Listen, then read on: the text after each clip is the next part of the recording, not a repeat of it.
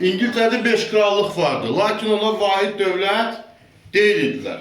Və 9-cu əsrin sonlarında vahid İngiltərə krallığı yarandı. Bu dövrdə İngilis kəndləri azad icmalar şəklində yaşayırdılar. Və 1066-cı ildə Normandiya hersoqu Wilhelm İngiltərəni işğal etdi. Normand işğalının İngiltərə üçün nəticəsi nə oldu? İngiltərədə mərkəzləşmiş dövlət yaradıldı.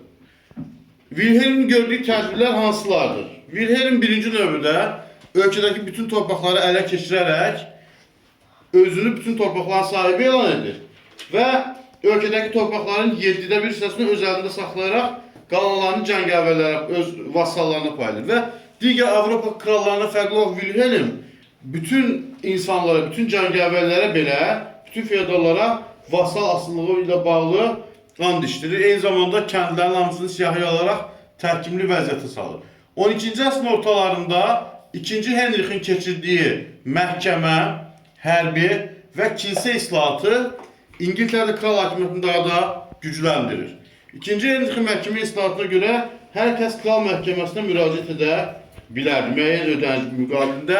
2-ci Henrixin hərbi islahatına görə qalxan pulu vergisi vermək şərti ilə feodallar, cəngavərlər məcburi hərbi xidmətdən azad edilirdi. O kilsə islahatı isə o qədər də tam şəkildə baş tutmadı, çünki Papa buna qarşı çıxdı. 13-cü əsrin əvvəllərində İngiltərə kralı ilə Papa arasında münaqişə oldu. Səbəb nə idi? Səbəb İngiltərə kralının kilsənin daxili işlərində qarışması idi. Nəticədə İngiltərə kralı Papa tərəfindən taxtdan salınmış elan edilir. İngiltərə cəngavərləri İngiltərə kralına qarşı mübarizəyə başlayırlar və 1215-ci ildə Böyük Azadlıqlar Xartiyası qəbul edilir. Böyük Azadlıqlar Xartiyasına görə kral əhalinin təbəqələrinə, cəngavərlərə, şəhərlərə deyək ki, müxtəlif azadlıqlar verməyə məcbur olur. 1265-ci ildə isə İngiltərədə parlament yaradılır. İngiltərə parlamenti uşaqlar Böyük Azadlıqlar Xartiyasının davamı olaraq yaradılmışdır. İngiltərə parlamenti vergiləri təyin etmək, eyni zamanda 14-cü əsrin əvvəllərində qanun vermək hüququna malik idi. Yüzlük müharibənin gedişində İngiltərədə Oat Tyler üsyanı oldu, Fransada Jacquard üsyanı olduğu kimi. Yüzlük müharibə başa çatdıqdan sonra İngiltərədə Qızılgül müharibələri baş verdi. Adı belədir. 1455-1485-ci illərdə olub və Tudorlar sülaləsi hakimiyyətə gəlmişdi nəticədə, Qızılgül müharibələri nəticəsində. Tudorlar sülaləsinin ən görkəmli nümayəndəsi 1-ci Yelizavet olmuşdu. 1-ci Yelizavetanın dövründə sonra yerilən siyasət proteksionizm siyasəti adlanır.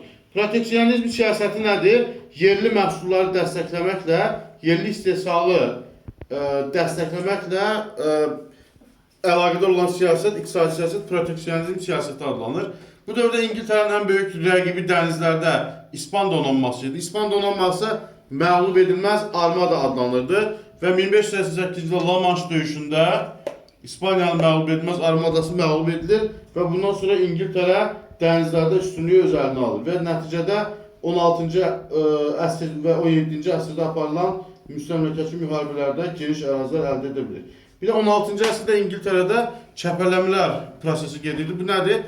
Kəndləri öz yurdlarından qovurdular, əvəzində burada qoyun saxlayırdılar. Bu çəpələmə adlanırdı.